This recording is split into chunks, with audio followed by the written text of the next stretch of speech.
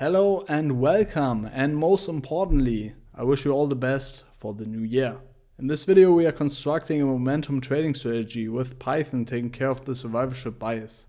I highly recommend to watch this video beforehand, otherwise it might be hard to follow along. To quickly recap the strategy. Market NASDAQ. We are considering the top 50 performers over the last 12 months. Among those, take the top 30 performers over the last 6 months. Among those, take the top 10 performers over the last 3 months.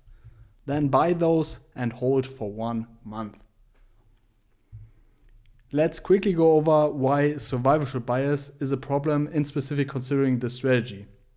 You are taking stocks from an index as of today. With that, when analyzing the past, you're only considering stocks which made it, so which survived. With that, you disregard stocks which were part of the index in the past and are not anymore. I mean, that's a cool story, but what's the deal? First, it is quite a challenge to bring together component changes and a certain trading strategy, which you will not only see in this video, but is the objective of this video. Also, historical component changes are unfortunately usually behind a paywall. That said, have fun with the video. Upon disclaimer, concepts shown in this video are not an investment advice. Video is for educational and entertainment purposes only. Alright, let's get started. As you see, same libraries as in the previous video. So first step, getting the NASDAQ historical components. So let's store that in comp for components. Using pandas read HTML function and provide a link, which I simply found by Googling for the historical components for the NASDAQ. So shoutouts to Siblisresearch. I will link that in the video description. So let's see what we are getting here. We have a data frame containing some columns, ticker, company name, ISIN code, and dates going back until 2016. If you want to go back further in the past, you have to pay. Simple as that. But in terms of free data, we can go back until 2016, which is pretty nice because we have some years covered here. Now, to get more into details here, you see that you are getting an X when the company was in the NASDAQ, and you get an NAN value when the company was not in the NASDAQ. So for instance, we have AMD here, wasn't in the NASDAQ 2016, 2017, but then entered the NASDAQ at the end of 2018. So you see we have year-end values here, right? For Akamai, you see that it was in the NASDAQ, but then wasn't anymore in the NASDAQ. And you probably see what I plan to do. I'm bringing together the strategy from the last video with this data frame. So for every single date I form my portfolio, I'm checking, is the stock actually in the NASDAQ on that date? Right? Sounds easy? It's quite complicated, but I will guide you through it step by step. And first, we just want to manipulate this data frame to have it lucid and usable. And I'm going through some data manipulation steps now to make this data frame actually usable for our analysis. So, first of all, I want to set the index of this data frame to the ticker column here. This is the first step, and I place the old index. With that, I simply have my index, my ticker symbols as the index of that data frame. Next, I want to get rid of useless information for now, at least for our analysis, and that is the company name and the ISIN code. We simply don't need it. So we could take a look at the columns here and then just screen for only the dates here.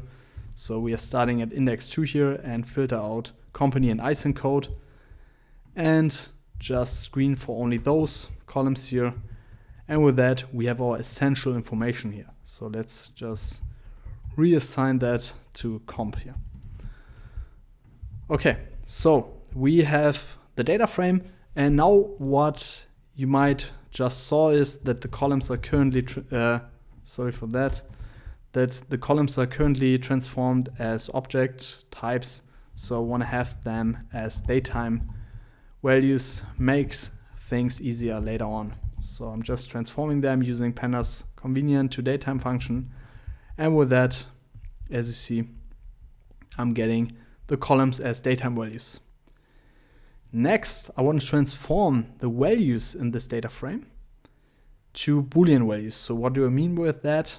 I mean, instead of the X, I want to have a true value, and instead of the NaN, I want to have a false value. Makes things easier later on. So how can I do that? Very simple. I just check for the X values, and I'm getting a true value if I get an X value, and false if that is an NaN value. So I simply can reassign comp to that, and with that I have a Boolean data frame, right? And next I'm going to pull prices for those ticker symbols here in this data frame. So I'm just taking the index, transform that to a list, and then store that as tickers, and then pull price data for those tickers using YF's download function, provide tickers. And now I'm going back until the beginning of 2016. Why the beginning? Let's take a look at the components again. So you see that this date is the first date I know which stocks are part of the NASDAQ, right? So for instance, I know that ATVI is part of the NASDAQ, and I can consider this stock from now on because it is part of the NASDAQ. But as you might remember, the strategy was considering the past 12-month return. So I want to have the past 12-month return for all those assets, even on the very first date where I know the NASDAQ composition, right? So I'm going until the beginning of 2016 for the price data. Only considering the adjusted close, and this will pull prices.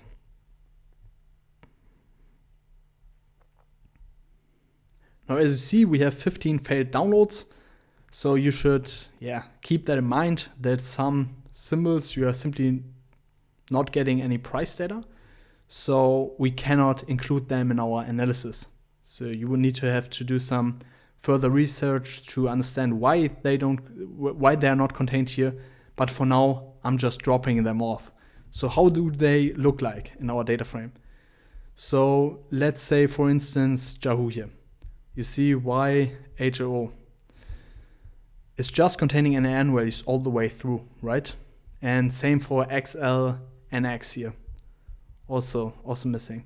You see that those columns are just containing NaN values. So what I'm going to do is I'm simply dropping all columns which are containing only NaN values. So let's take, for instance, Airbnb.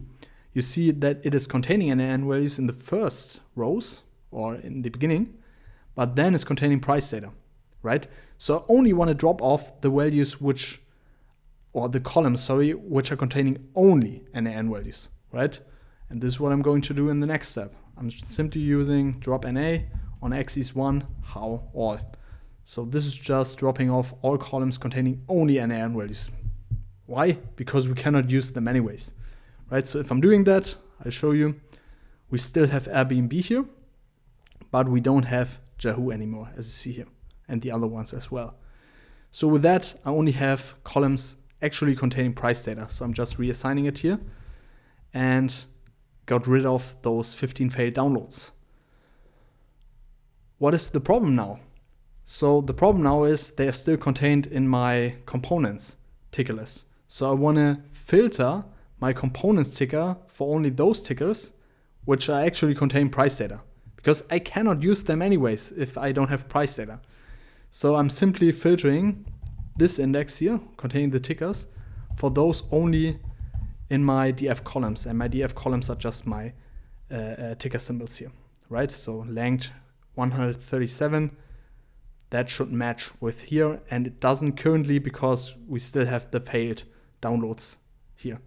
So I'm screening for them, get an array with true consisting of true and false values, and I simply log my comp data frame for those, and with that I'm only getting 137 rows.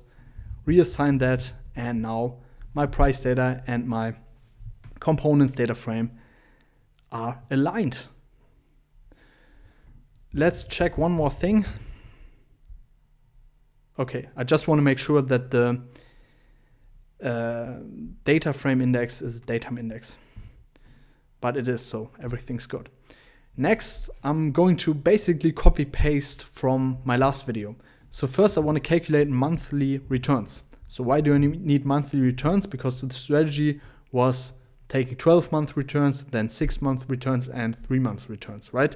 So first I'm just calculating monthly returns for all assets here. So I'm not going more into details here. Please watch the previous video. So monthly return calculated for all assets. Just to give you one small example here.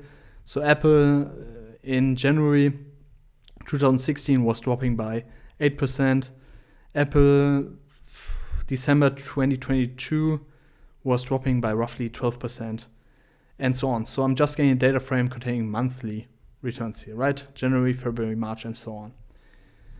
Then I'm setting up my rolling return function because I want to have my 12-month, 6-month, and 3 months calculated. And this is simply rolling over this monthly return data frame and takes a certain window. So that's what I'm doing in the next step. I'm just calculating my 12, 6, and 3 months returns by setting up 3 data frames, red 12, red 6, and red 3. Then I'm calling this function, provide the monthly return data frame, and then the calculation window, which is 12, 6, and 3. So this is nothing new, everything from the previous video. Now, in the previous video, as you remember, we did nothing else than just screen now for the top performers over the last 12 months, then 6 months, and 3 months. Now we need to do some more steps, because now we need to check on each portfolio formation date for our strategy portfolio if the stocks are actually in the NASDAQ on that day. And this is quite a tricky thing. And there are multiple ways to check for that. I'm showing you a vectorized approach. So first of all, how can I find out which of my stocks are currently in the NASDAQ? I simply check for those columns here and only check for those containing a true value. With that, I'm taking the stocks which are currently in the NASDAQ. Problem with that is I only have the December date here, right? December 2018, December 2019. What about a formation date, portfolio formation date for the strategy, which is, let's say, in January 2020. In January 2020, I have to still take this column here because I don't know the composition of the NASDAQ December 2020. So I have to take this value still, right? And I have to code a mechanism to account for that, right?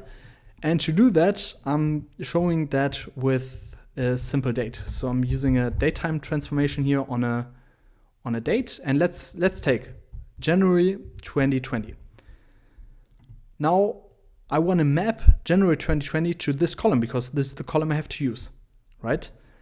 And to do so, I'm first of all checking if that date is larger or equal to the dates here. So these are the column values of that. And with that, let me print out comp below that. With that, I'm getting an array containing false values if this condition is not the case, and true values if that is the case.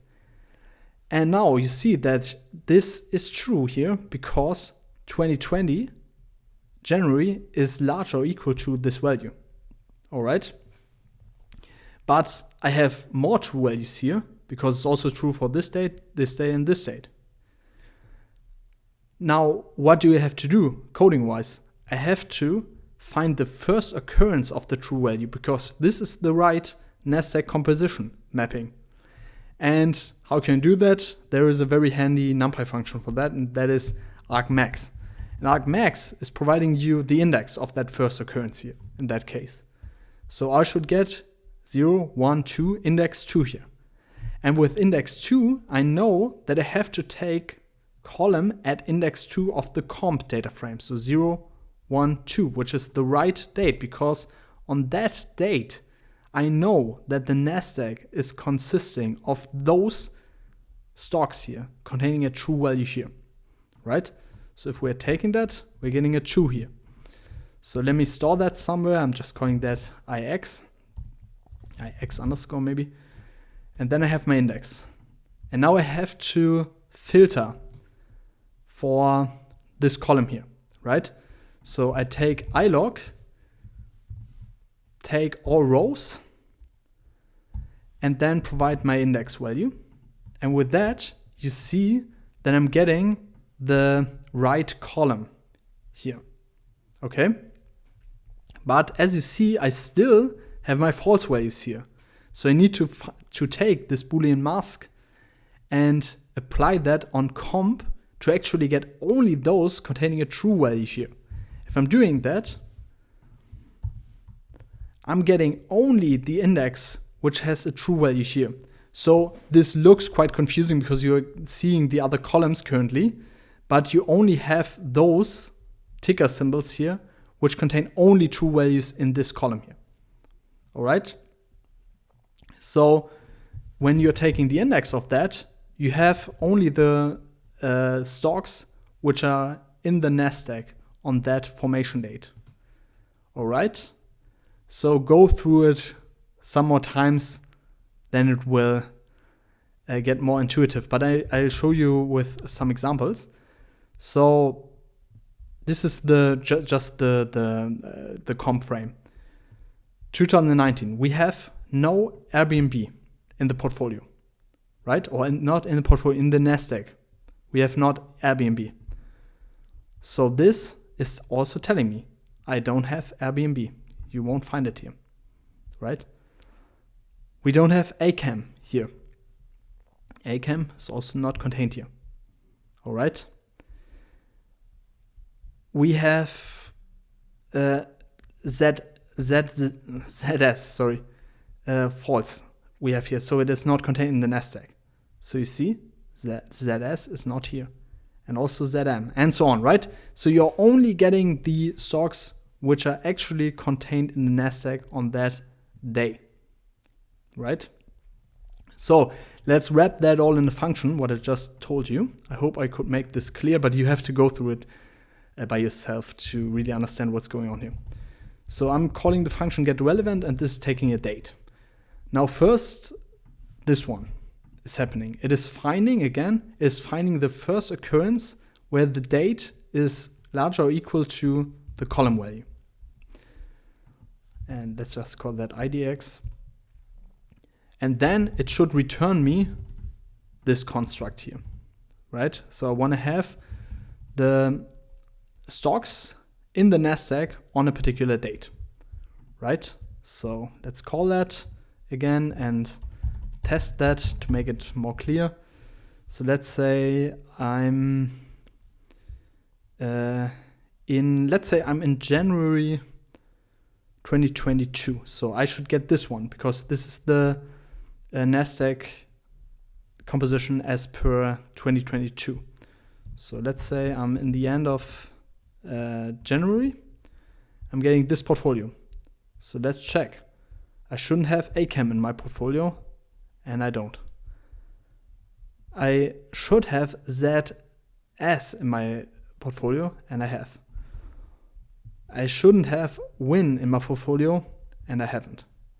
Works, right?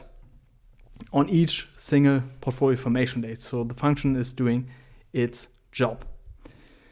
And now we have to move on and use this function and apply it on the 12, 6, and 3 month return data frame.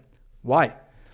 Because later on, you want to check the performance and sort by the performance, right? You want to take the top 50 over 12 months. You want to take the top 30 over 6 months, considering the top 50 and so on. I explained that in the previous video. But therefore, you have to filter the return data frames for only those symbols which are in the NASDAQ on that day. So I'm going to set up a function which I'm calling filter red. This is taking a date and a return data frame. So one of the red 12, red 6, and red 3 ones. And this is simply returning the return data frame screened for the output of this function. right? So what is this doing? When you take a look at red 12 and you get the relevant portfolio or NASDAQ composition for January 2022, you're just screening this data frame for only those symbols, so that only those symbols are considered which are in the NASDAQ on that day, right? So with that, you're getting, so before you had 137 symbols considered in your analysis, and with that, you have only considered 99 symbols here. Okay? Perfect. We have that. And yeah, now we are simply using the get top performance function from the last video, and we have to do some slight amendment here.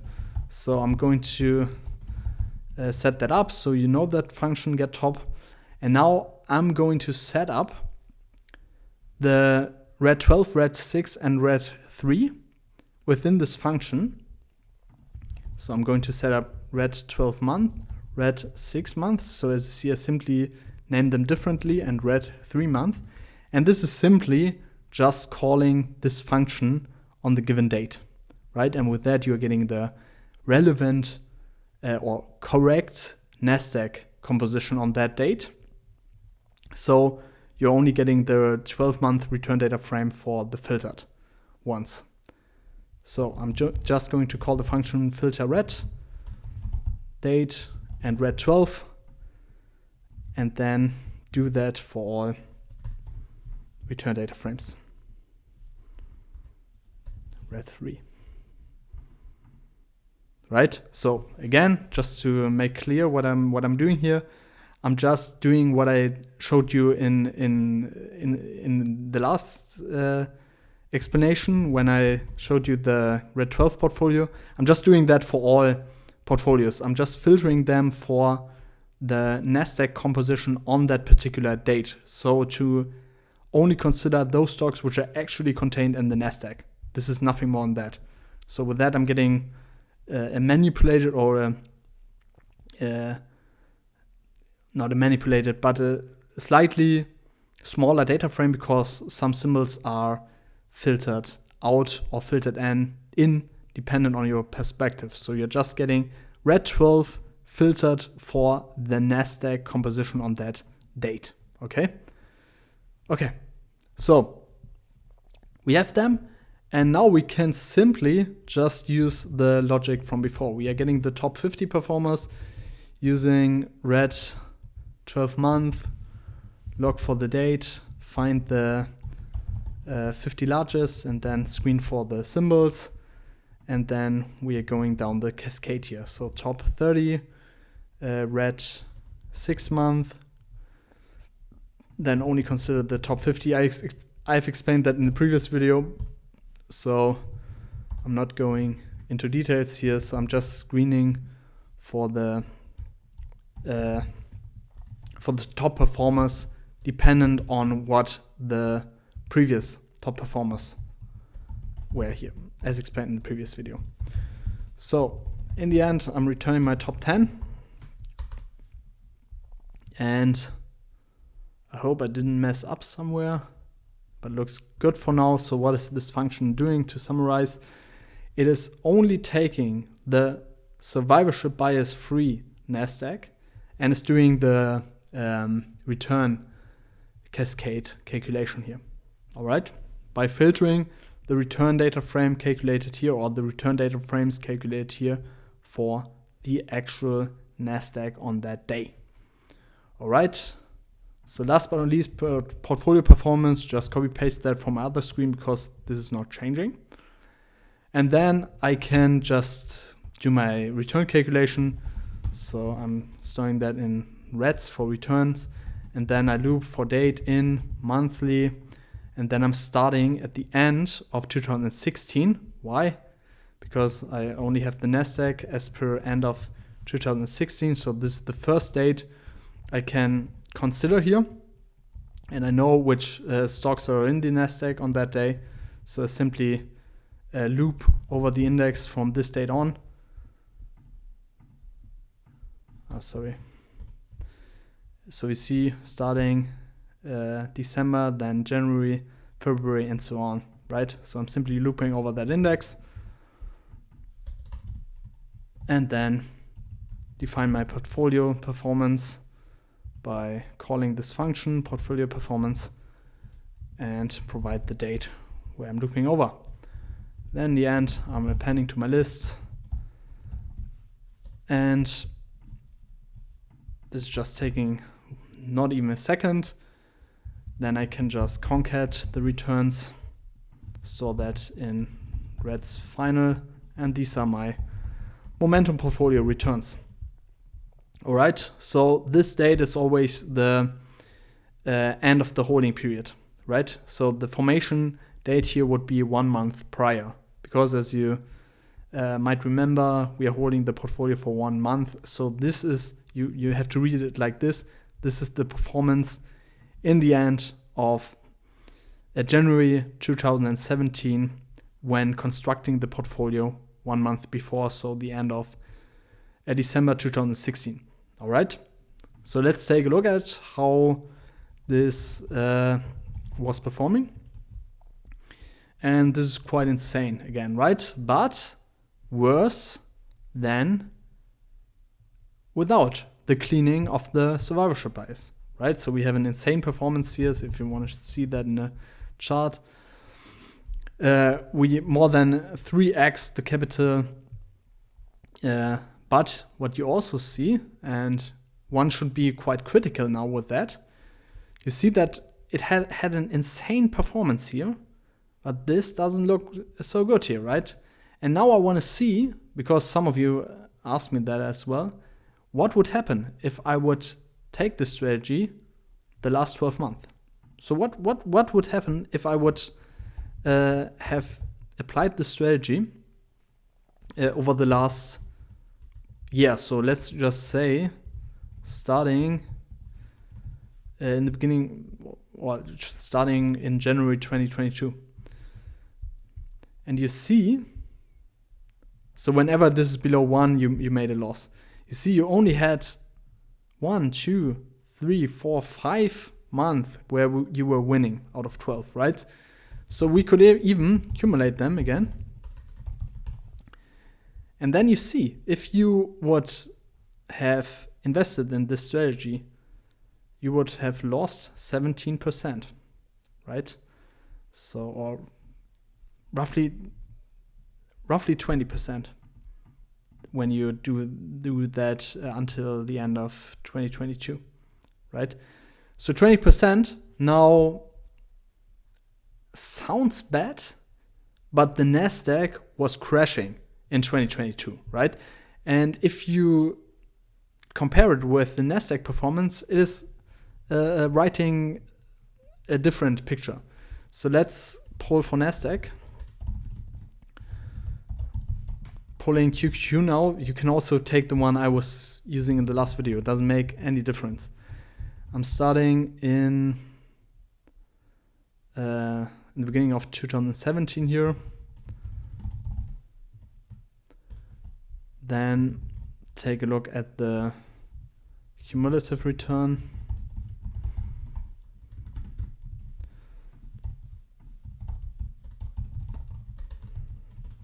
So what I wanted to show you, since 2017, it had this performance. And if you take a look at the strategy performance, so this is also starting in 2017 here, you have this performance. So you have 3.9 against 2.34, right? So over this time horizon, you more than outperformed this. Anyhow, that's more than enough for this video. Thank you very much for watching. If you're interested in topics like that, leave a like and let me know below. And yeah, I'm looking forward to seeing the upcoming videos. Bye bye.